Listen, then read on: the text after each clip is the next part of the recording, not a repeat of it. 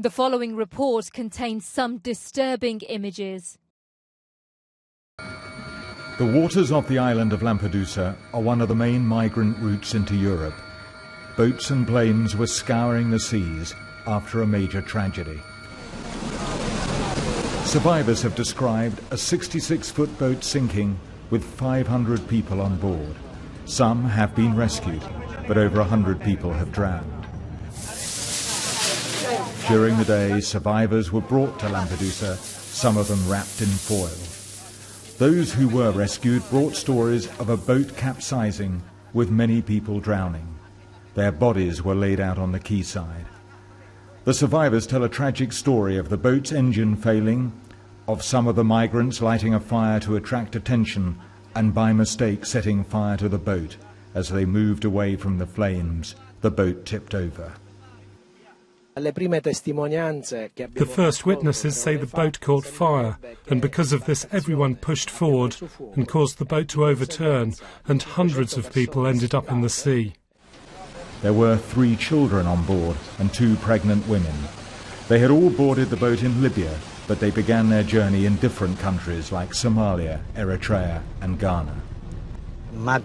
This was dramatic and tragic in every way. There were so many children among the victims, horrible. They had new shoes, signs of hope. It really is devastating. Tonight, ships and helicopters are looking for over 200 people still unaccounted for. What those on the rescue boat say is that the boat sank only a kilometre offshore, but there were no phones on board in order to call for help.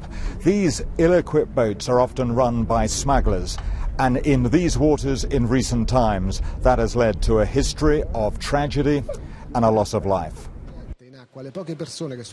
Just 4 days ago, another 13 migrants drowned off the eastern coast of Sicily. Some made it ashore in poor condition. Just 2 years ago, I witnessed crowded boats limping into the harbour here. They had fled the upheaval in Libya. In recent weeks, people have been arriving from Syria. In the first 6 months of this year, nearly 9,000 migrants have arrived in Italy and Malta, double the number from last year. In 2012, it is thought 500 migrants lost their lives trying to reach Europe. You have to think of the tragedy that lies behind this, which is that these people, many of them are likely to have been fleeing war, fleeing persecution, fleeing human rights abuses in their own countries. So this is a tremendous tragedy of multiple layers.